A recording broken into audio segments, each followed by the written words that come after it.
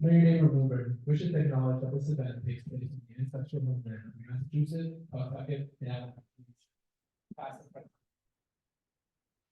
We acknowledge and honor with gratitude the land and waterways that our indigenous neighbors have stewarded throughout the generations, and recognize that the indigenous peoples of Massachusetts have often been unjustly displaced from their land. They don't raise you on. So he was not complying. But we have big voices, fortunately. My task is simply to say, welcome, welcome.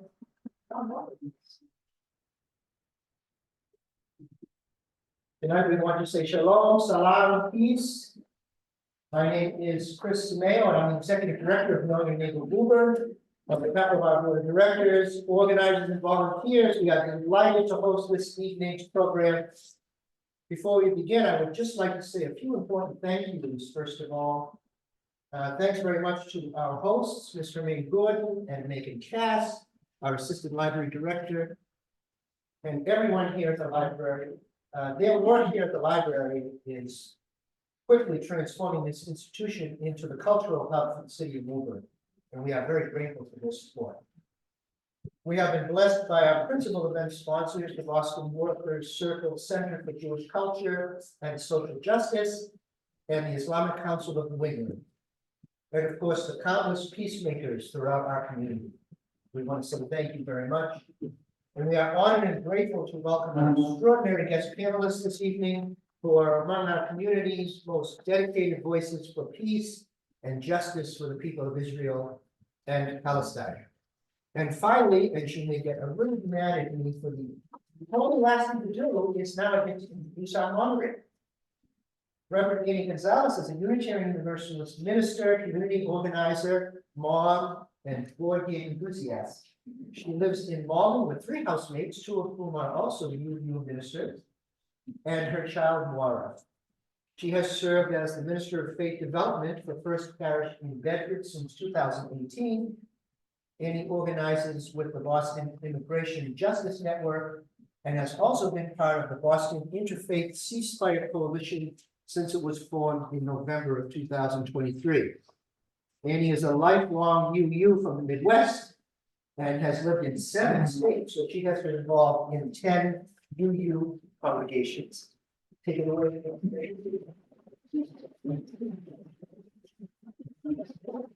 Thank you. And now I feel embarrassed because I was told to use the flyer bios when I introduce people. So everyone gets like 2 sentences, but they're so much more impressive than I am. I got like 10 sentences, but that'll be okay.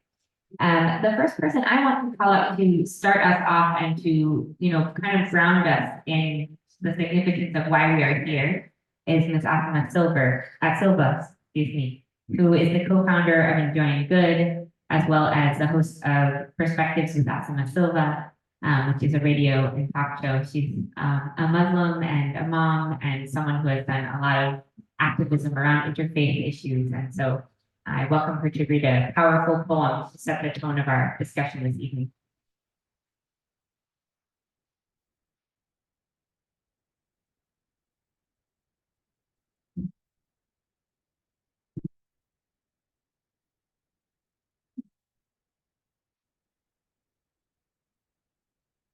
The road to peace. That's what this event is called, which is a concept, a path. Yeah, turn it on. Is it on? It is on. Open it up here now. Open it up. Thank you. Can you hear me now? A road to peace, a concept, a path, and a destination desired by all of us. Peace. But a road to peace implies we don't have peace. We have conflict, violence, displacement, and or death. When I was a child, I read The Diary of Anne Frank in my English class. I was around the same age as Anne Frank when I read it, and it was an extremely, extremely powerful book. I used to go to our attic and imagine how it would feel to spend months and months there, trapped, in hiding, watching soldiers patrol the streets,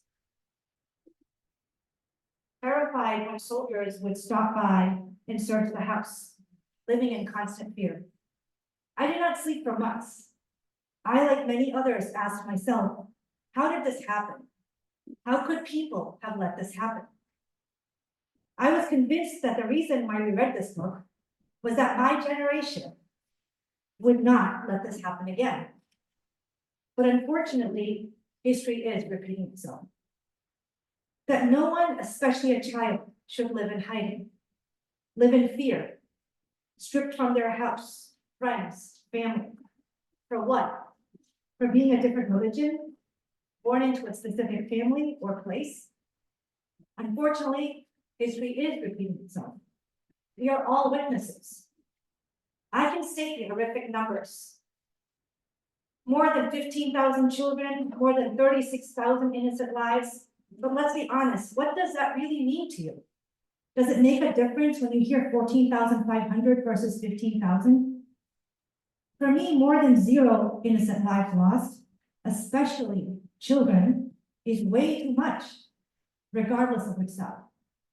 Each life is precious, priceless, no matter what side.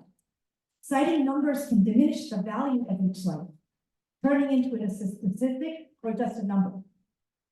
As I'm sure as many of you have as well seen all these kind of constant feeds and images, photos, videos of children currently in Palestine, trembling from fear, traumatized from the constant bombing, amputated, buried under the rubble, orphaned, starving, mass graves, and just suffering of every kind. While the world watches, while we watch. I've also seen evidence of hope. A child sharing his little morsels of bread with starving cats in the street, brave humanitarian aid workers risking their lives, doctors volunteering to heal in dangerous zones, treating, and I quote, unspeakable torture and injuries, and students risking their graduation and careers to take a stand. The road to peace. This is the concept, the path, and the destination desired by all of us. But to walk this road, one must understand the perspective, the pain, the loss of those who have been affected before we can walk together. It has been said that a picture is worth 1,000 words, but in our digital age, and movies are filled with violence, we have become numb to pictures. Words can sometimes convey all those pictures with context and emotion, all the while customizing the images in our own experiences, making it personal. For this reason, in honor of the innocent lives lost, especially the children, I will be reading this poem, and I apologize because this poem spoke to me as a parent. It's called Words Whispered to a Child Under Siege. What would I do in this situation with my child? And I ask you to take a deep breath, close your eyes, and allow the words to convey the story and emotion. Imagine finding yourself in the middle of this conflict with nowhere to escape, no guarantee of the next meal, no way to soothe or heal your current injuries, no way to block out the sounds of others in pain or the planes and bombs overhead, and you are with your child. And you only want your child to calm down, and you want to give your child some peace, even for a short while, even if it's a lie. And this is the poem. No, we are not going to die. The sounds you hear are knocking the windows and the chipping the paint from the ceiling. That is a game. The world is playing. Our task is to crouch in the dark as long as we can and count the beats of our own hearts. Good. Like that. Lay your hand on my heart and I'll lay mine on yours. Which one of us wins is the one who loves the game the most while it lasts. Yes, it's going to last. You can use your ear instead of your hand. Here, on my heart. Why is it beating faster? For you. That's all. I always wanted you to be born, and so did the world. No, those aren't strangers' footsteps in the house. Yes, I'm here. We're safe. Remember chess? Remember?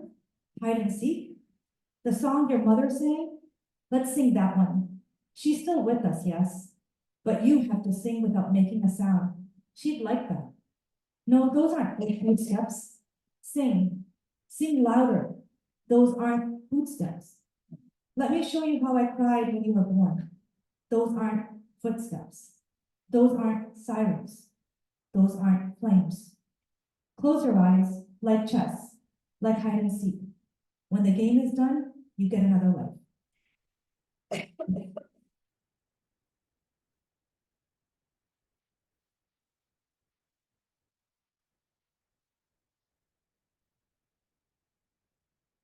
I know that poem, despite how many times I encounter it, it always hurts my heart. Thank you so much for setting the tone for this evening. And so we're here because we know that no child should have to play that kind of game. We're here because we want to think about how we can move toward peace, but peace that has justice. And so we're going to spend some time hearing from our panelists who come from a variety of backgrounds, academic and religious, and a variety of lived experiences to see if we can find some new insights and how we think about our own role in bringing about peace as people here in the United States. So, as I said, I have the short bios, but these people are incredible. So we have Reverend Ashlee Weist-Laird, who is the pastor at the First Baptist Church in Jamaica Plain, and also I know her to be a long-time advocate for the people of Palestine and for peace in that region. We have Dr. John A. Levisohn, who is the Jack, Joseph, and Morton Mandel Associate Professor of Jewish Educational Thought at Brandeis University. And I understand also takes trips to the Middle East with individuals. We also have Rabbi Brian Walt with us, is a member of Rabbis for Ceasefire and a co-founder of Rabbis for Human Rights North America with an extensive career. I'm sure he'll mention some things from. We have Dr. Yaser Najjar, who is the Professor Emeritus at Framingham State University, former Dean of Graduate Studies and Continuing Education, as well as someone who himself experienced refugee resettlement as a Palestinian, so we will hear more about that. And then we have Mr. Martin Bentz here with us. He's the retired Senior Administrator for United Nations Peacekeeping Operations and the Chair of the Human Rights Commission in New Bedford, Massachusetts. Thank you so much for being with us as well. And so we've prepared questions for each panelist for starters. And they've seen these questions. They've been collaboratively created so that we can begin the conversation. But then we will be, of course, asking you all for questions, and that will happen to be a note card to write them down. So when you see that there's people about handing out cards, you can flag somebody down and you can get a card to write a question. So if a question comes to you as you're listening, you can signal that you need a card. And we will have some question and answer time, and we'll wrap up around 8:30. And so we're going to start with Reverend Ashlee, and let me pull up my questions. Okay, so based on your recent trip to Palestine, can you share more about what you see as possibilities for peace in the region? And what do you see as American Christians' role in bringing peace? That's a small question. They're all very small questions. Well, first of all, let me say thank you for inviting me, and it is an honor to be here among this esteemed group of folks on this panel. So I'm grateful to see you all and to be a part of this event tonight. What I want to share with you is based on my experiences of living in Bethlehem in particular in the West Bank and taking groups and traveling there regularly. So that is where most of my experience and lies in terms of where I come to these opinions I'm about to share with you. In terms of the question of peace, I mean, of course, the first thing we have to address is what do we mean when we say peace? And of course, you've already mentioned the fact that true peace, as Dr. King taught us, is not the absence of conflict, but it is the presence of justice. And I want to say that because I think that when we talk about justice, it's I don't want to talk about it just in a general way. I want to say very clearly, I believe that there are three things that justice requires in this context for there to be peace. Now, there may be more, but I'm going to share three with you that I think are essential for peace. And the first thing that I think that justice requires in the context of Palestine and Israel is truth. Truth is the first thing. Often when we talk about this topic, we talk about it in terms of like two competing groups of people who are fighting over the same thing, and we pit them as these equals standing against one another. But the truth is that's not what's happening here. This is a very asymmetric situation where you have a very powerful group and a very disempowered group. The Israelis very powerful, the Palestinians disempowered. And I think it's important for us to recognize that the way this whole situation has come to be is to understand it in the context of Israel as a settler colonial state. Because I think if we don't understand it in that context, then we can't, it's like if you don't understand the problem, you can't figure out solutions to the problem. And so for me, understanding the situation, Israel, from the very beginning of the Zionist movement, is very clear in the historical documents that they wanted as much of the land of historic Palestine with as few of the people. And just like the United States, the intention was to come and not just to colonize and take resources, but to colonize and settle individuals in this place at the expense of the people who already lived there. That's the truth of this situation. And I think it's important that we name that and that we understand that this is not just a conflict, but it is actually the dispossession, occupation, and genocide of the Palestinian people. That's what's at stake here. The second thing I think that justice requires is accountability. And having spent a lot of time in the West Bank and talked to many Palestinians, every one of them has a story that often involves so many violations of their rights as human beings, but also violations of international laws. After World War II, you know, the international community put together all of these laws and plans so that we would never have to see something like the Holocaust again, because never again meant never again for anyone. We don't want anyone to be in these kind of situations. And unfortunately, there are example after example after example of the violation and disregard for international law. Now we know, I mean, I can talk more about that, and we know that that happens in this country as well. And but the reality is there has to be, in order for there to be peace, in order for justice to bring peace, there has to be accountability for the wrongs that have been done. We have to be able to name, you know, that this violates someone's human rights, that this action of settling, for example, putting your civilian population in an occupied zone, that's a violation of international law.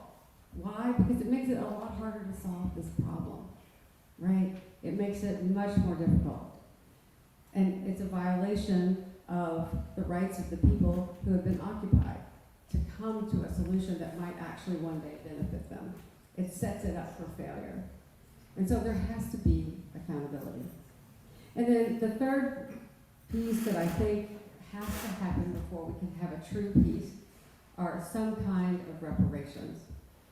Just like in this country, as we talk about the wrongs and the injustices that have done to many marginalized groups in this country, Native Americans, African Americans, we have to be willing to talk about reparations. And it's hard enough for us to talk about those things here as Americans, much less for us to talk about them somewhere else.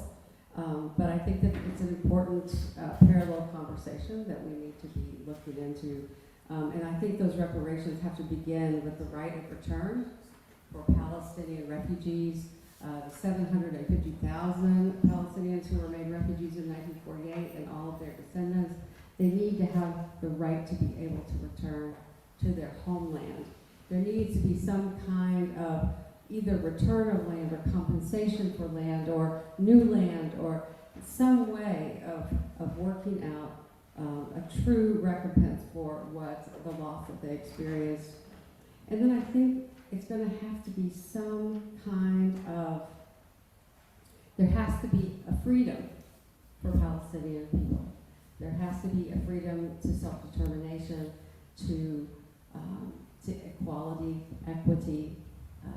They have to have the right to be free and live as human beings and not have their lives curtailed as they are now.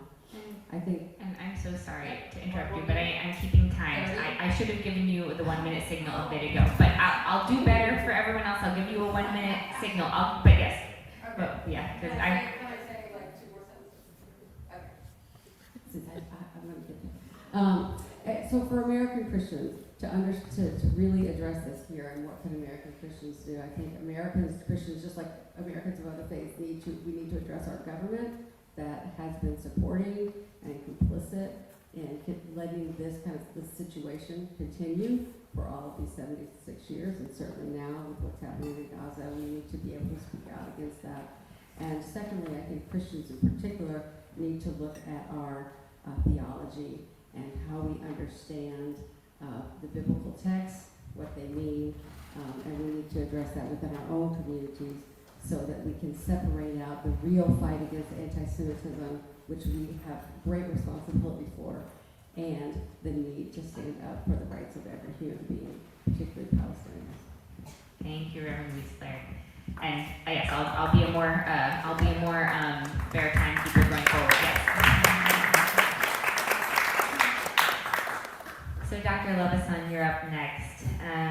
And what I wanted to ask you was something fairly similar, but you're a Jewish academic, and you also have been involved in bringing American and Israeli Jews to the West Bank to understand more about Palestinian realities. Based on these perspectives and experiences, what do you see as possibilities for bringing more peace to the region? Thank you, Annie. Thanks for inviting me. Delighted to be on this panel with you. I want to emphasize how important it is for us to be hearing each other, even when, especially when we disagree. It's really a privilege to be participating with all of you. I speak for myself. I don't represent the Jewish community. I certainly don't represent Israel. And I want to start from just a personal place. Israel is enormously important to me. Israel is enormously important to me. I feel deeply connected to the state, to the land, to the people, to the culture, to its problems and its challenges. I have a lot of family there. I have a lot of friends in Israel, lots of colleagues. I've lived in Israel for 3 years. Why? Why is Israel so important to me? I want to say 3 reasons. First, Israel is important to me because of the idea of self-determination, because I want Jews to have a place where they are at home. It's important to me because of the idea of protection.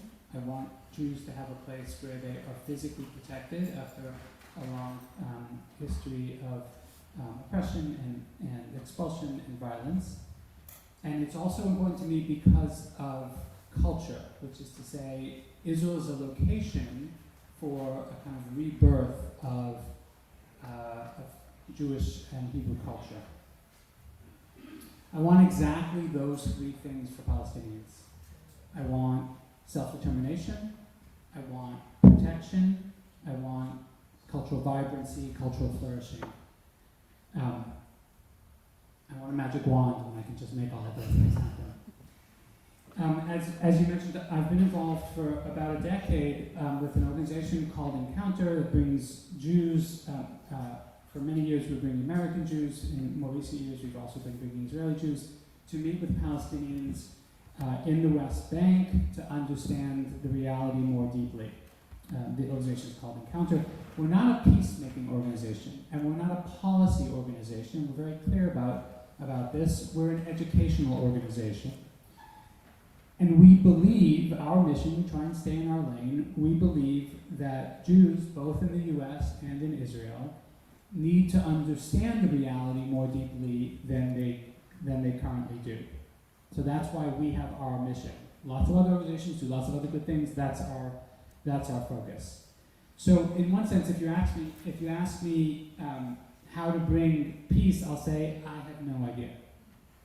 I don't have a peace plan. I don't have a particular policy that I'm going to endorse. But in a deeper sense, I would say that the way forward, the way to bring peace is slow, painfully slow, is through education. And I think the urgency of this work is greater now. It's greater now than ever. It's more urgent now because of the normalization of the extreme right in Israel. And those of us who know and following Israeli politics understand that it's really alarming how Israeli government has moved further and further to the right, has normalized really extreme voices in Israel. It's more urgent because of the trauma of Israelis on October 7th and afterwards, which makes it very hard for Israeli Jews to think about anything other than defending themselves and their families. Right? So this makes the educational work even more urgent. Harder, but even more urgent. And most importantly, it's more urgent now than ever because of the awful, deep suffering of Palestinians in Gaza. So the organization I work with, I mentioned Encounter, it's focused on the education of Jews. It's more urgent than ever. Here I want to say something that maybe my colleagues will disagree with.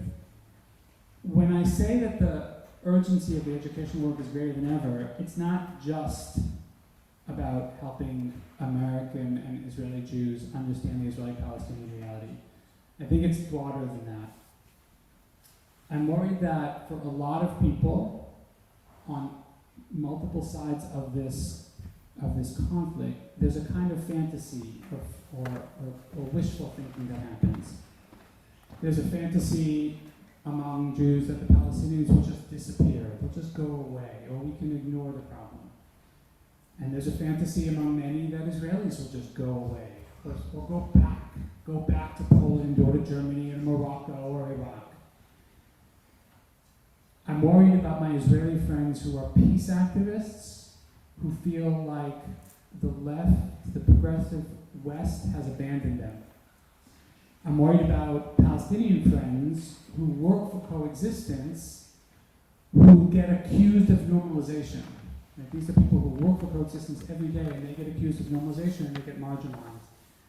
I'm worried that a lot of people on a lot of sides seem to think that if we are convinced of our moral righteousness, of the moral righteousness of our cause, and if we shout loud enough, and we use enough slogans, then we're going to solve the problem. It won't. There's only one way forward, and that's together. So I have absolutely no problem if you want to criticize the Israeli policies and the Israeli government. I do too. But if we're going to be serious about moving forward towards peace, then we also have to be serious about engaging with each other. Thank you so much.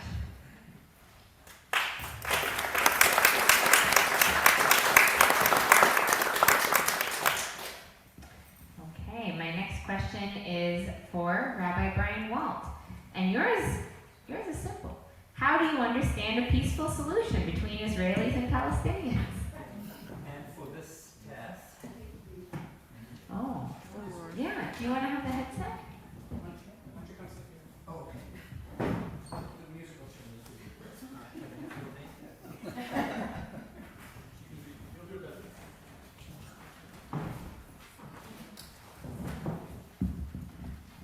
So Annie, thank you, Reverend Annie. Thank you so much for introducing me and for my simple question, which you've allotted 6 minutes for me to answer.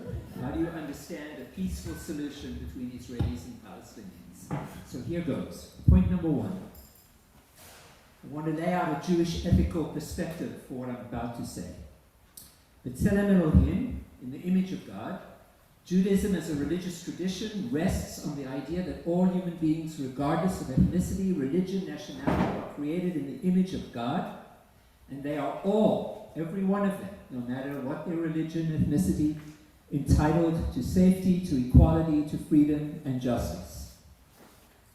A peaceful solution to the conflict between the Israelis and Palestinians must be based on such a principle. It must provide equality, justice, and freedom for both sides, for all people in this conflict, from the river to the sea, Palestinians and Israelis, Jews and Muslims and Christians. And I really appreciated you talking about honesty. I'm going to try to also be truthful here. I have lived in Israel for a while. I've been very connected with Israel. I say the same things John said. I have many, many connections both with Palestinians and with Israeli Jews.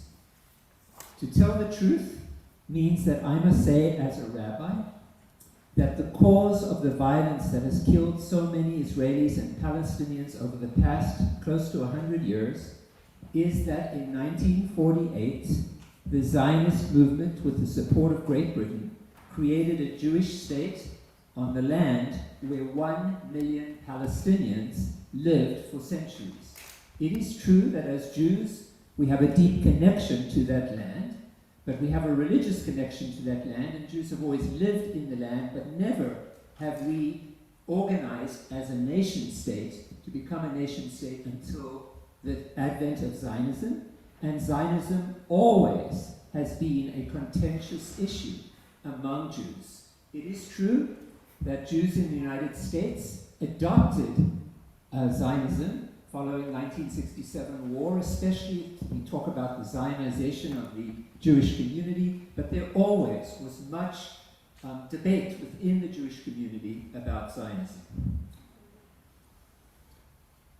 Jews who had suffered so much in Christian Europe and in the Holocaust deserved safety, but not at the expense of the Palestinian people. The cost to Palestinians of the creation of the Jewish state is often denied in my community, in the Jewish community. Zionist military forces, as was said earlier, expelled 700,000 Palestinians from their land and destroyed over 400 villages, completely removed. No, other than a tree, which you can go and find, no sign that there was a community that had lived here for centuries. And in 1967, another 300,000 Palestinians were expelled, and 3 villages were taken over.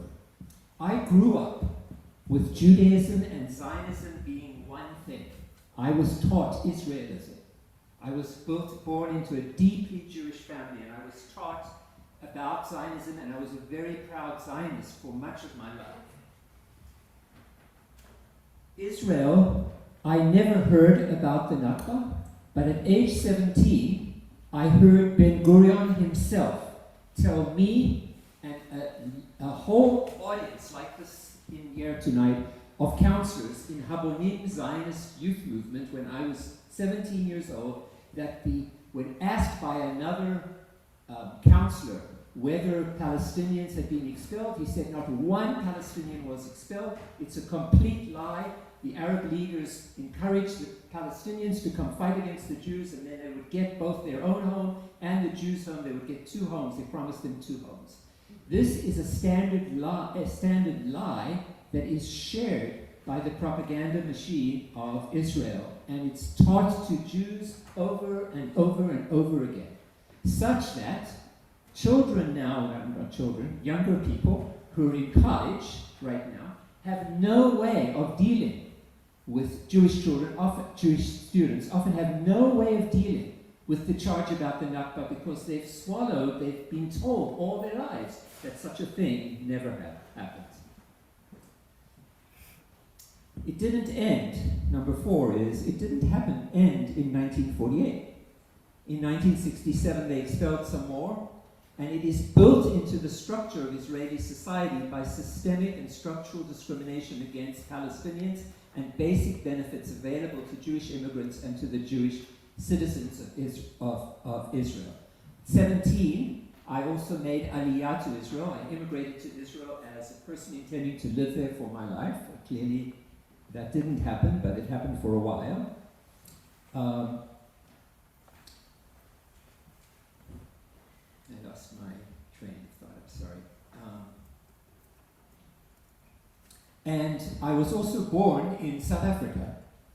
So, when I talk about structural and systemic discrimination, I know what it feels to live in a country with structural and systemic discrimination. I also, as Annie pointed out earlier, founded a Rabbis for Human Rights, a rabbinic human rights organization. And so I understand that Israel.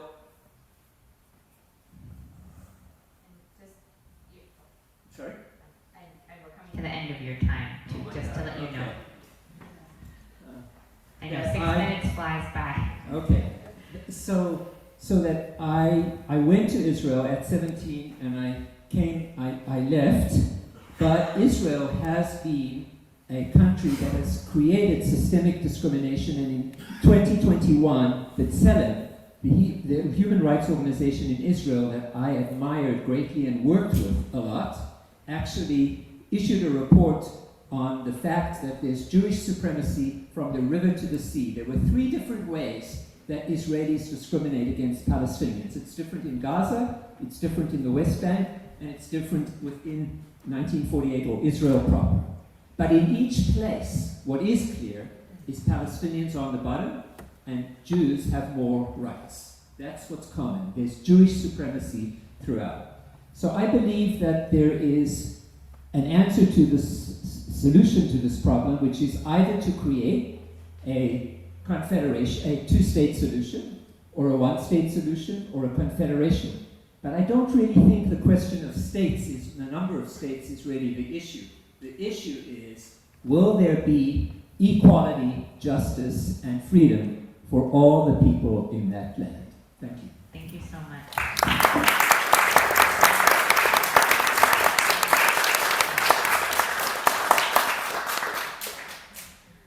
Dr. Najjar, you were born and raised in a refugee camp, so you have some sense of the experience of displacement that so many in Gaza are experiencing, as they are internally displaced over and over while experiencing horrific violence. And as a Palestinian, what is your perspective on this suffering and its relationship to the possibilities for peace?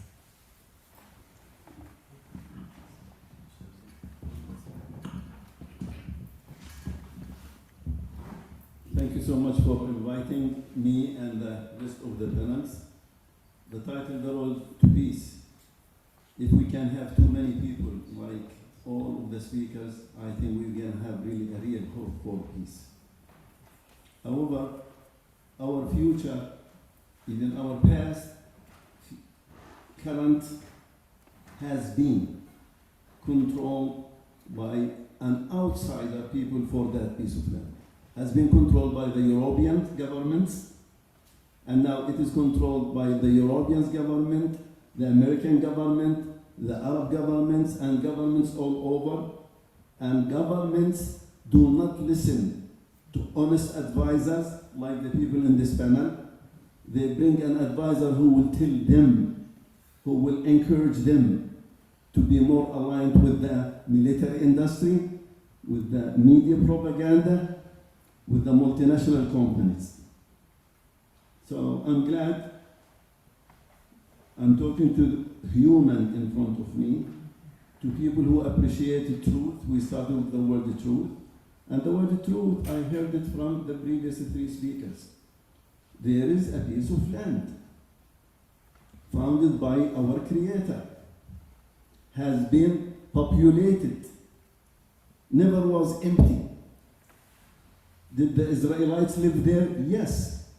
But they were nation number 9. So before them there were 8 different nations living in that land.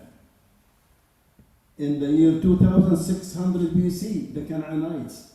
then the Amorites, then you have in Abu Yasab. There is a long list. And that land is blessed by God. But Bedford, the Secretary of British, decided to make a promise. It's like, I promised to give you my jacket, and it was not my jacket. I borrowed from someone. And I think Bedford and the other European governments wanted to solve their problems, their thinking problems. Who are the problems? The Jewish people in Europe, because they were righteous people, they were peaceful people, they have been mistreated and they have been abused. And the Palestinian, we went through the same as the Jewish people of Europe went. I was born in 1954 in a refugee camp in Jericho, in Sultan. My parents were kicked out of my hometown, did not leave voluntarily.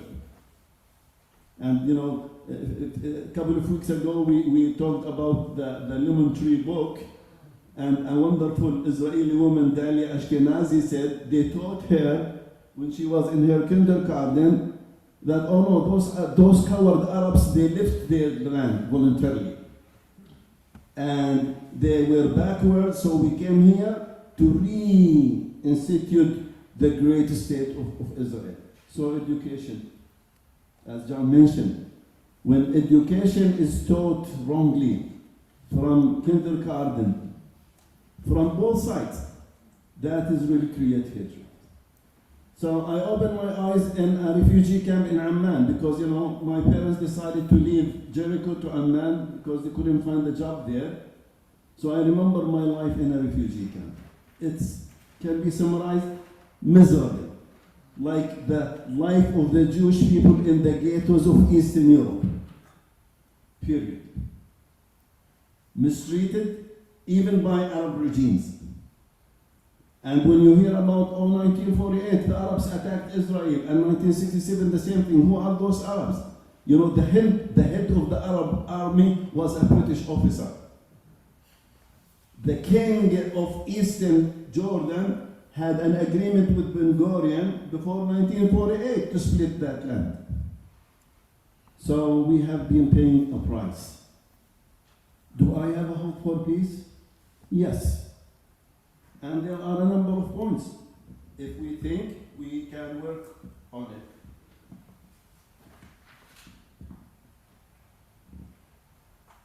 Through our beliefs in peace, justice, and security to both people, accompanied with actions and work of respect, we should be committed to the view that a peaceful future for the Israeli and Palestinian people, two peoples living side by side in two states, is possible, or two people living in a one democratic state that guarantee equal rights, respect, individual faith, inclusion, and diversity is also possible. This can be achieved as a result of implementing the following recommendations. 1.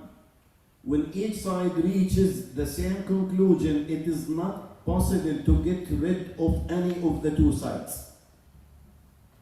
No side will disappear. 2. When the right of return for Palestinians refugees is granted similar to the Jewish right of return. And I'm sure not all the 10 million Palestinians will go back because not all of the Jewish people want to live in Israel. It's going to be almost the same thing. When the city of Jerusalem is recognized and accepted as a holy place for the three Abrahamic faiths, therefore it can and should be the religious capital for the two proposed states or for the one democratic state. 4th, when the United States, NATO, and other powers change their course of considering Middle East countries as their front base with the mission of controlling the Middle East human and natural resources. When the world revitalizes the UN structure and functions to serve humanity and protect global peace and security for all member states equally. And finally, when the international community recognizes, practices, and supports equal human rights to residents of all countries regardless of race, ethnicity, belief, and origin. international sanctions can be taken against any government that violates these global principles. When the Israeli look at me, I'm human, I look at you as a human, then definitely we will reach peace. Finally, I will leave you with a good survey. I'm from the academic community. Haifa University just published yesterday a survey. They surveyed a poll of Israelis. 90% of those who were surveyed do not think. Mr. Mayor of Know Your Neighbor Woburn to speak on the UN's capacity to lead us to the road for peace. But people have many misconceptions on the capacity of the UN to influence peacekeeping. For better or for worse, I observed the limitations of UN influence in 4 missions. The success of UN peacekeeping depends on several factors, but mostly it depends also on us. We must pressure our leaders to assure the conditions and intentions of UN resolutions are actually realized. Leaders must know their citizens put a priority on conflict resolution. The elements required for the successful implementation of a UN resolution are the following: a clear and honest intent, acceptance by all parties, full commitment by the parties and the international community, and the necessary capacity and resources to do so. Let's look at these elements when they were applied in past resolutions. Starting with intent, what was the intention of the drafters of the resolution 181 on November 29, 1947 by the UN General Assembly? To start, it was formally to acknowledge the withdrawal of British forces from Palestine, but it also delineates territory to be given to the new Jewish state and an undesignated Arab state. While it reaffirms respect for basic human rights, there were no provisions for enforcement. For instance, no land owned by an Arab was to be expropriated without full compensation. That clause was never honored. Most importantly, however, the citizenship was given according to the place where the person resided, meaning an Arab living in the area designated as a Jewish state in Resolution 181 would be a citizen of the Jewish state. This paragraph becomes the motive for moving the Arabs out of the territory of the designated Jewish state, which is, in fact, the Nakba of 1948, so that Arabs would not become citizens of the Jewish state. Next is the acceptance. And we look at October 22nd, 1973, neither party was ready to accept Resolution 338, despite the intentions of the drafters to stop hostilities from the Yom Kippur War. Rejecting the resolution as non-binding, hostilities continued until the Council voted for a full-fledged peacekeeping force, the UN Emergency Force, on October 25th, 1973. Nevertheless, aggressive acts by both sides never abated and continue still, as we all know. Secondly, thirdly, there must be a commitment. The drafters of the Resolution 242, which you are familiar with, on 12 November 1967, wrote only 4 short paragraphs establishing a priori 2 states, calling for each to respect the territorial integrity and political independence of every state in the area. Neither side had bought into that, but it was written by the UN Security Council. The resolution was worthless without commitment, and neither side has been willing to accept or commit to that quick fix.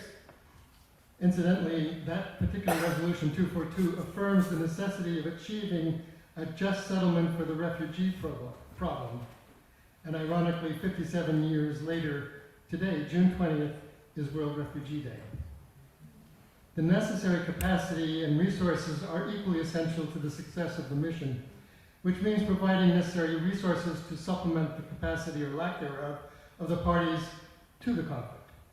As an example, in the UN Assistance Mission, where I served for 4 years, the Special Representative of the Secretary General Qaidi had ambitious plans for nation building, starting with a viable government, court system, full respect of human rights, full respect of women's rights, access to education, HIV/AIDS awareness, health care reform, a host of wonderful things. The capacity to achieve any one of those things was not within the capacity of the Afghan society. And sadly, the budget was never approved by the General Assembly or the Security Council to actually achieve any of those things. And as we know, Afghanistan is in the state that it is now. So I repeat, the essentials to the success of any of the UN resolutions is first the intent, its acceptance by the parties, the commitment by the parties to honor it, and have the necessary capacity and resources. And I'd like us to look quickly at this recent resolution 2735 on 10 June, just a couple of weeks ago, 10 days ago, 2024. The intent of the drafters, of course, is to stop hostilities, but with two conditions: for only 6 weeks, and to allow for a return of hostages. Further, it reiterates the unwavering commitment, I quote, reiterates the unwavering commitment to the vision of a two-state solution where two democratic states, Israel and Palestine, live side by side in peace within secure, recognized borders, and stresses the importance of unifying the Gaza Strip with the West Bank under the authority of the Palestinian Authority, unquote. But none of these, there are no conditions on how that will work, and it is doubtful that it is acceptable to either party. So this is the point: acceptance. Neither side has accepted these vague conditions. And then the commitment, I know I don't have much time, but I want to finish this. Neither side is committed to the proposal because there are fears, first of all, of resumption of hostilities, and concerns about the territorial integrity and sovereignty of the territory under Palestinian authority. Sovereignty would mean full rights to govern the territory without incursions or interference. It would mean full rights for the Palestinian Authority for commerce and trade, access to the sea, freedom of movement through international boundaries by the nationals of the Palestinian state. It would also mean fully independent access to water, electricity, internet, food, medical supplies, building supplies, none of which have been freely accessible under the control of the Israeli borders. And finally, would require the commitment of real disarmament on both sides. The capacity and resources has another none on the table. It would require massive commitment of funds, not just for humanitarian aid, but for the material to rebuild the whole infrastructure of Gaza. For the terms of this resolution to work, the international community must be fully behind the peaceful resolution. And from my experience, that would mean commitment to peace enforcement troops, not peacekeeping troops. It would mean that the full withdrawal of Israeli forces and settlements to respect Palestinian sovereignty, and the disarmament of all hostile forces, including Hamas. It would require strong enforcement with sanctions for violations. It would also require massive commitment from countries such as in the Middle East and others to rebuild Gaza entirely. Such a massive humanitarian aid would require free, unimpeded access to Gaza and the West Bank. The question remains, is any of this possible? And at the moment, neither side is ready to accept these conditions, and the international community is not ready to commit the necessary resources. Only with international pressure and insistence by the citizens of the world can we make a difference, similar to what might have had happened in South Africa, as alluded to Brian. This is where we come in. And through the world, there must be, throughout the world, there must be pressure on world leaders to make a peaceful resolution workable and a reality. There must be the intent, acceptance, commitment, the will to do so. The capacity and resources need to be enormous. This also assumes that Palestinians can tolerate a two-state solution. It also assumes that Israel will respect the full sovereignty of Palestine, which up to now has been ignored with impunity. One resolution we can all get behind is UN Security Resolution 2686, which was passed 14 June 2023, just a year ago. Resolution 2686 seeks to combat hate speech, racism, and acts of extremism. It is self-evident to this audience that hate speech, racism, and acts of extremism lead, in fact, to violence. They make peacekeeping and peace building difficult, if not impossible. Resolution 2686 recognizes that hate speech contributes to the outbreak, escalation, and recurrence of conflict. Resolution 2686 encourages all relevant stakeholders, including religious and community leaders, media entities, social media, platforms to speak out against hate and to develop ways to promote tolerance and peaceful existence. Finally, it encourages states to prevent the spread of intolerant ideology and incitement to hatred through education to promote tolerance, human rights, interreligious and intercultural dialogue.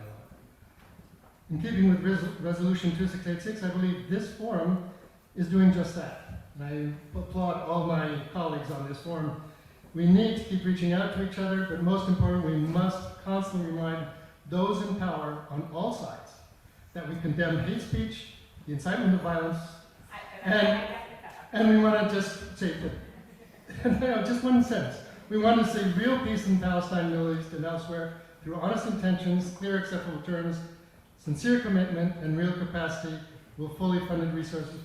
We pray it will be so, inshallah. Thank you. Thank you.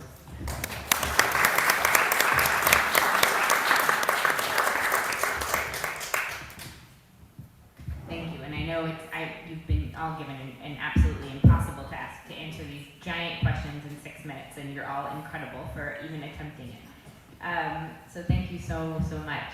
I have a couple follow-up questions here, and then I am assuming I may collect others as we go. I don't know how far we'll get, but we'll do our best.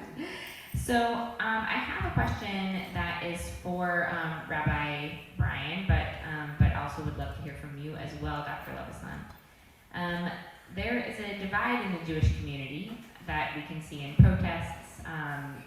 Some Jewish people are joining the protests, others say the protests are anti-Semitic.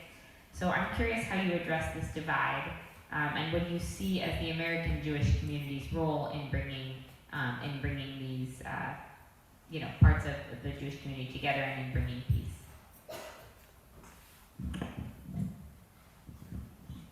I see the things that are happening on the campus as very exciting, Jewishly.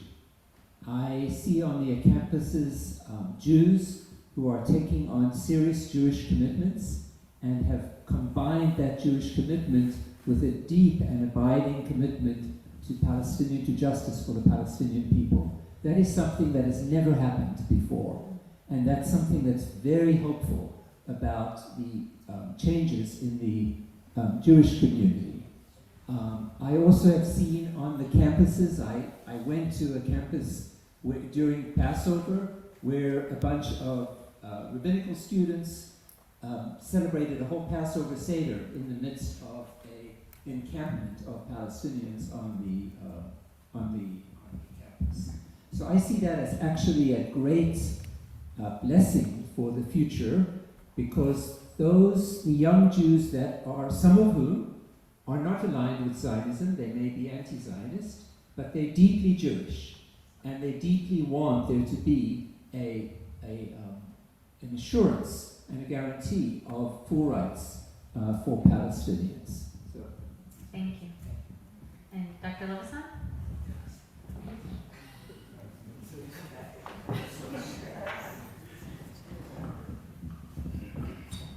It's a normal technical difficulties, right? I'm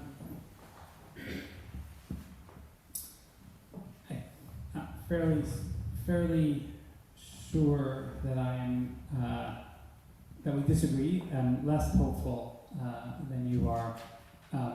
Although I guess I want to emphasize that I would love to speak with you more about this. I'd love to, wish there would be more opportunities. Why am I less hopeful? What I see is a Jewish community that is deeply critical of the Israeli government. I'm sure many people know that the American Jewish community situates itself pretty overwhelmingly kind of center left. Deeply critical of the Israeli government. And what I hear from a lot of colleagues on a lot of campuses is that Jews felt that the protests actually did not make space for them. So it is certainly the case that there is a segment of the Jewish community that found a particular voice we can call it anti-Zionist for shorthand. It's not where the bulk of the Jewish community is, and for a lot of folks, they desperately wanted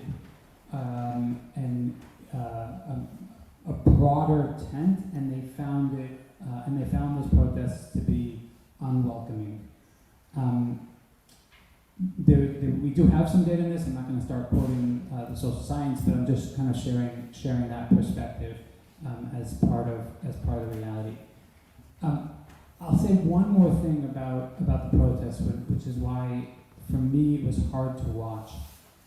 As an educator, what I want is I want to create spaces where people can talk with each other. I want for people to be able to actually listen to each other, to hear voices across divides, and my concern was that the protests did not create those spaces. And I think that's my fault. I think that's our fault as the educators, faculty on campuses, that we haven't created the conditions so that people with very strong opinions, we love strong opinions, but also we want to be able to create the conditions for dialogue across difference. Thank you so much. For Dr. Najjar, I have a question. What is your perspective as a Palestinian regarding President Biden's plan and the UN Security Council resolution for ceasefire in Gaza? And would this lead to just peace and security for both sides? Okay, I love to believe the president, but honestly I'm skeptical.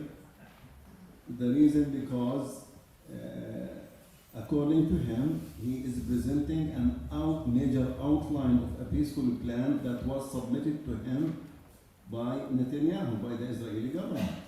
Now, until this moment, the Israeli government did not make any statement that they are in agreement with his plan.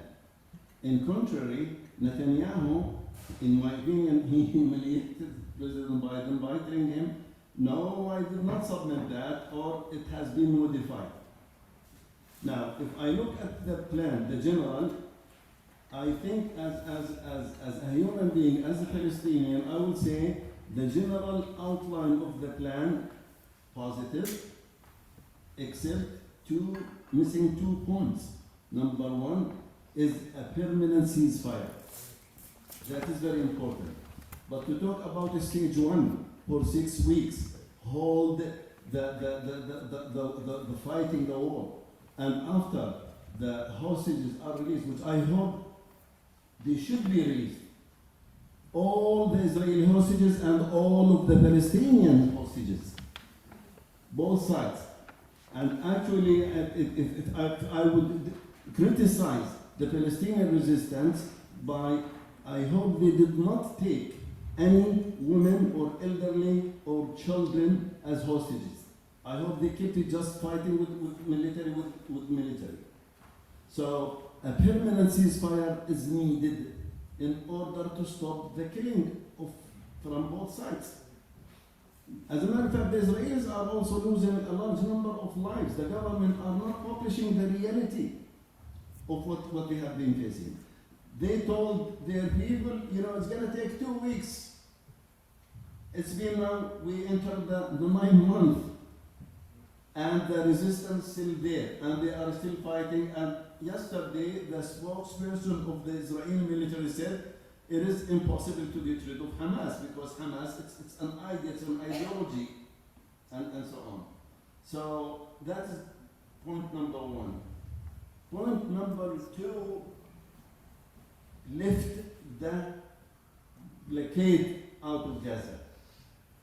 One of the major reasons why October the 7th took place, Gaza has been under blockade for 17 years, since the year 2007. And the reason, because the people elected Hamas. Well, you're talking about democracy, right? Let democracy work. But if the people elect someone or group or an organization we disagree with, then we have to cancel democracy. I'm not saying that the majority of the Palestinians endorse or support Hamas. Hamas is one faction. But the Palestinian, we try to follow what is called the moderate, the Palestinian Authority. And they went through Oslo Accord in 1993. We should now have a Palestinian state for the last 25 years. But it did not happen because I believe peace will never succeed between politicians. It will be successful between people. There is an agreement between Israel and Egypt. There is no real peace between Egypt and Israel. There is an agreement between Jordan and Israel. There is no real peace between Jordan and Israel. The Israeli needed their security, absolutely. Palestinians, they need their security. And security will never be guaranteed by guns, by weapons. Can you imagine if you have a neighbor who having a gun or a peaceful neighbor? Which one is providing you with security? Is that really the peaceful neighbor? So I wish that Biden is really serious. I wish the Secretary of State is serious. I wish that the Secretary of the National Security is serious. But all of them, they have the same song. Oh, everybody agreed. The whole world agreed with the plan except Hamas. Will show me where is the agreement published by the Israeli government. There isn't. So the United States of America, in my opinion, which I really feel sad, especially as an American. I have been an American for the last 42 years. And I lived what is called the American dream. And I became a successful American. And I really believed in our American democracy and our value system. But now I start questioning that. When I see a broken healthcare system, a broken educational system, when I see homeless in the streets, when I see retirees, I'm retired now, I have to calculate how much money I need to spend here and there, and he's throwing billions of dollars just to kill innocent people. In the Middle East now, the Palestinian people believe the United States is a partner in this war. The United States, Britain, France, Germany has been fighting side by side with the Israelis. Maybe not at the same level, but have been giving them all the necessary weapons. And just this morning, by the way, Netanyahu issued a statement and a video showing that Biden is not saying the truth about holding the export of heavy weapons to Israel.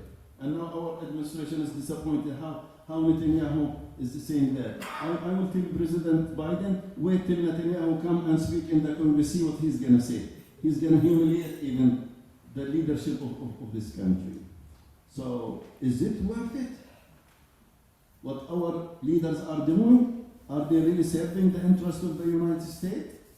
When I look at the website of the State Department, what are the national interests of the United States? Number one, guarantee the flow of oil.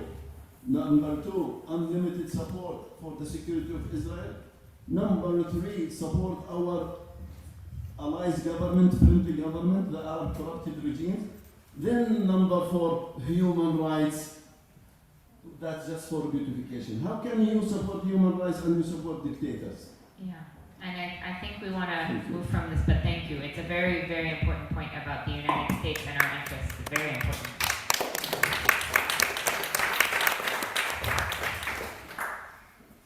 So thank you. So I have a couple of more questions that have to do with Jewish and Israeli communities. So I'll ask those, and then maybe before we close, if either of you want to weigh in at all on maybe the Biden or I don't know, some closing remarks.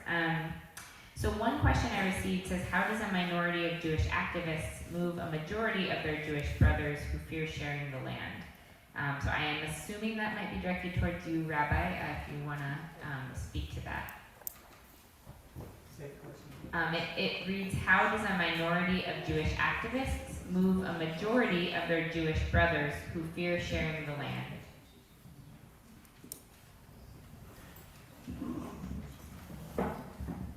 I think that diaspora Jews play an important role in terms of helping Israel to make the changes that it needs to make, in my opinion. But I don't think that we hold the cards to that. I think they hold the cards to that. They're a nation state, and we're a Jewish community that lives in diaspora. One of the things that is wonderful that has also developed over this period of time for Jews is the idea that many Jews, I include myself in that, have really begun to really think of a rebirth of diasporism and of affirming the diaspora. So I think we can help by being a strong diaspora community that says to Israel and to Israelis, this is a path that is not going to end well for you. You need to acknowledge what happened here, and you need to do what I suggested earlier, which is you need to create justice and equality for all people in order to the Hamas attack on December 7th. I don't think people are making excuses when they say, well, the Hamas attack, Israel has carried out all these acts against Palestinians, and also a blockade for however many years, 17 or 19 years, right?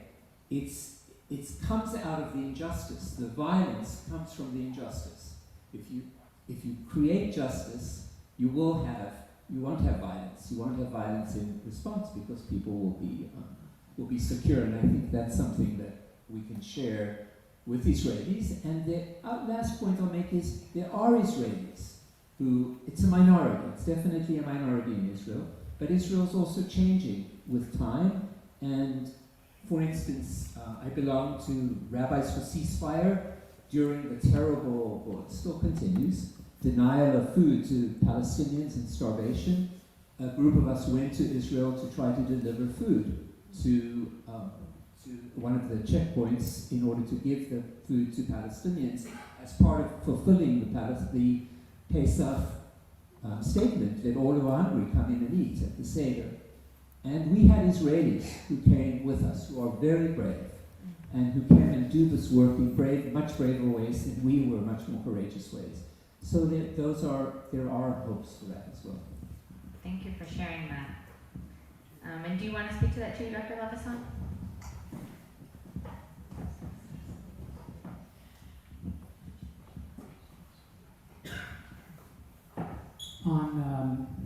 On October 7th, I was in synagogue, and I don't use my phone on the holiday, but the news started to filter in, and I turned to a friend and I said, and of course we didn't know details, but we knew enough. And I turned to a friend and I said, we've just lost a generation. This is going to cost us a generation. And I had in mind a generation of Palestinians and a generation lost to peace.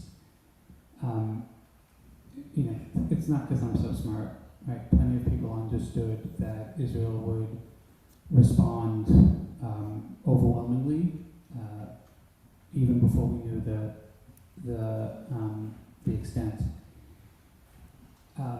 So I don't have the answer to how we do move the majority of, let's say, the Israeli Jewish voting population, but I know how we don't. Because part of the history that's important for us to face up to is that the left in Israel was devastated by the Second Intifada in the early 2000s. And this is not the point is not a history lesson, but when Israeli Jews have felt the effects of violence, they have swung to the right. So what we know is that it's going to take a lot before Israeli Jews feel confident enough to navigate this situation with greater compassion for Palestinians. And I say that with a broken heart. we cannot ignore the trauma of Palestinians, but we cannot ignore the trauma of Israelis. And if you want to, you can, but not if you expect to accomplish anything. It's just not going to get us anywhere. Thank you. So the other question I was submitted, actually, it kind of goes along those lines, and it's sort of long, but I think it really, it's sort of a question statement, basically questioning, you know, given how much hate there now is, and given, you know, seeing some of this person's referencing some specific instances of Israeli violence and you know, kind of manifesting some of this hatred and that you're, you know, kind of referencing coming from trauma. So this person's asking, you know, kind of how are we going to live in peace? And I kind of heard you saying, I don't know, but if you have anything else to say on that, and then I'll just bring it to closing remarks.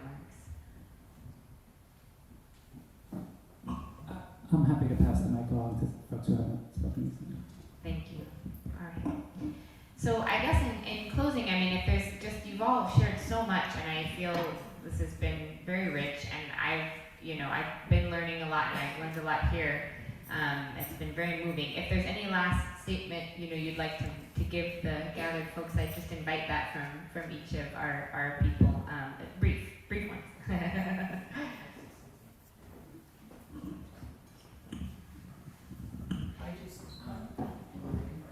Yeah, I think you might just have to line up. Apologies about the mic infrastructure. I think that the one thing that we can do, that we can all do, is to try to do more of these conversations like we're doing here, and also to include conversations like we're doing here, where there are Jews and Palestinians and Christians and Muslims, so that we can all be engaged in how to create a peaceful settlement in Israel and Palestine that will create justice and peace and prosperity for all people and safety for all people who live there. So that's what I would urge. Thank you. I will add another line. I think if we all in this room, when we meet our representatives, congressmen and all senators, they have really to hear what you have been hearing.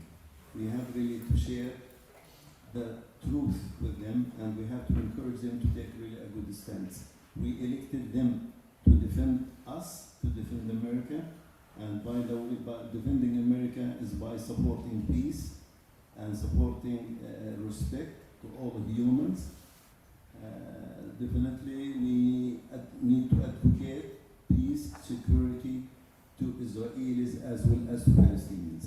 Thank you. Thank you. And Weist-Laird or Mr. Bentz, do either of you want to make a closing statement? I've been given one more very exciting question. If anyone wants to hear the question, the late-breaking question. Late-breaking question: how can we control AIPAC's influences in politics of the United States of America? Which I think is an excellent question to be asking. So if anybody wants to address this question, I don't know. You want to kick us off with that? I think that controlling AIPAC means countering what they feel is their only message.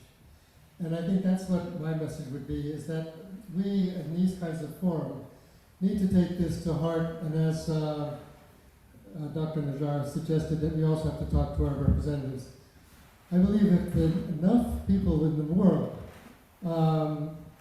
take to heart that this is not a solution the way things are going right now.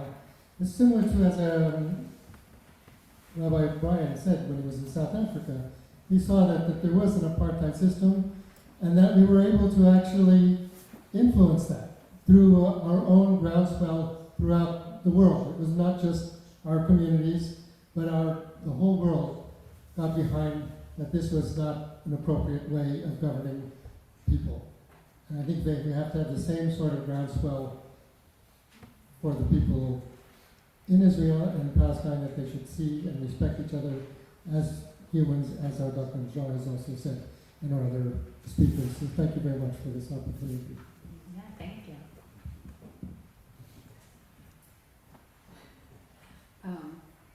I think I just want to say that it's important for us as U.S. citizens, when we think about what's happening there, also to kind of continue to put it in the context of what our experiences are in this country. Why is it so hard for us still to talk, for example, about reparations with African Americans? Why do we still completely ignore the fact that there was a genocide of Native American peoples in this country, even though we do land acknowledgements? This is not a part of our everyday lives and recognitions.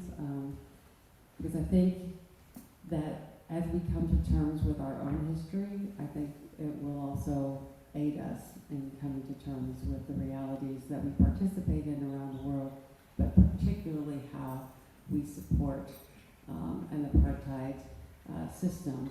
That basically the people who are creates a group of people who are considered disposable. And I want to tell you now that Palestinians are not disposable people. They're beautiful, gracious, kind, hospitable, wonderful human beings. And I think that it's important that we start to learn to listen also to them and to their experience. And whatever solution is going to come for peace, they need to be the ones making that choice. Thank you so much. Do either of you? I've been told I'm being too conservative about time. We have a few more minutes. If either of you want to comment on AIPAC, or if you want to comment on AIPAC, Dr. Najjar, I welcome that. I'll say that I know we have to do this thing in this.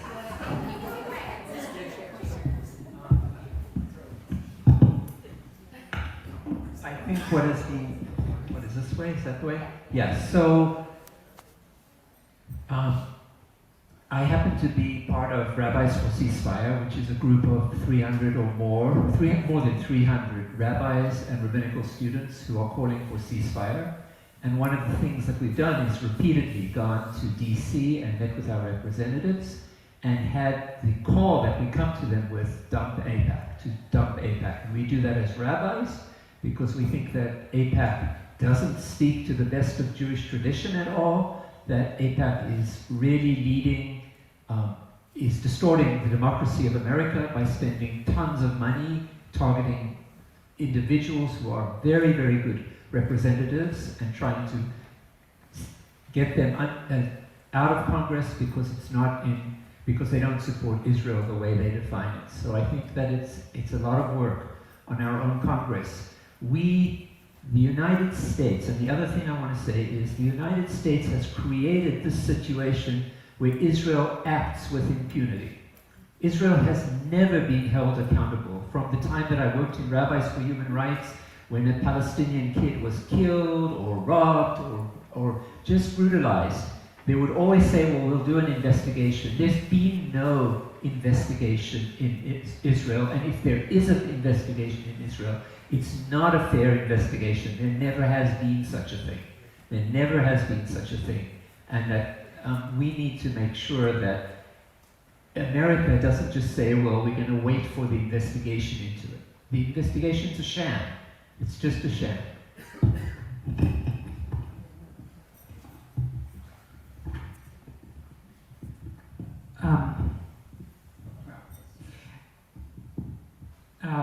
Okay, so I guess I want to use the AIPAC question to say the following. I'm not a big fan of AIPAC. I've never given money to AIPAC. It's doesn't represent me. AIPAC does not represent me or my positions. I guess what I want to suggest, though, is that we should be cautious about demonizing a particular political actor that is doing its thing.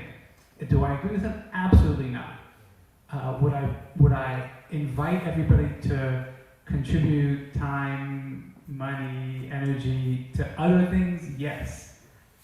I guess that's what I would, rather than saying there is this malevolent force that is singularly corrupting American politics, there are lots of forces out there. Money coming from lots of places. I don't think it serves us well as Democrats with a small d, right, as participants in a democratic polity, to imagine that there's a single malevolent force out there. We have opponents, and we should articulate our opposition, and we should support the people that represent us, but we should be wary of imagining that there is a malevolent force. One thing to that is that I think we should spend, separate from the question of APAC, we need to spend a lot more time thinking about the military-industrial complex that exists in this country. When you pick up the tear gas canisters and they say made in Pennsylvania, I think we don't spend enough time, I think, talking about that and thinking about how does the anti-war movement how do we need to think about being connected to that? Because there's a lot of that we don't talk about that is actually like the corporate involvement and how that affects all of these things. Absolutely. Dr. Najjar, did you have any last comment about it? I don't know if you have anything on APAC or otherwise, but. My last comment, I came to this country as one individual. Then now I raised 8 wonderful children, and my wife and I helping our children to raise our 26 grandchildren. And we love this country, we want to defend this country, I want to preserve the value system of this country that brought people like me and others and all of us here, because 99% of us, we came as immigrants on the expense of the native population. We ought to remember those native and respect them. And based on that, I invite you and myself to work hard to protect the American values by stop listening to what I call the triangle of power: media, multinational corporations, and military industry. Those 3 are really controlling our resources, and I feel shame sometimes when I visit overseas. As you know, I'm an educator. I was running an international program. Most of the countries overseas, they offer free education for their children, free health care for their citizens, and look at us, we struggle to cover our expenses. This is really not the America that brought me here. Now this is the America that's pushing me out, but now I have no choice except to stay here as an American and helping Americans, in my opinion, helping Palestinians, helping Israelis, helping others. We are human, and I love you all, and we thank you very much for hosting this wonderful event. Thank you so much.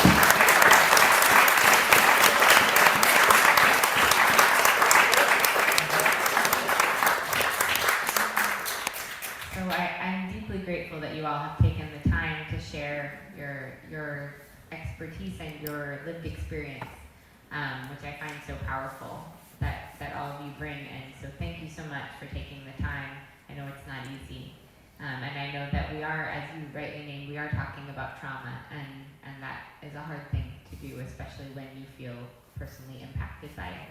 So I really appreciate that. And thank you to all you who are here and who have made this possible and who have been listening and writing questions.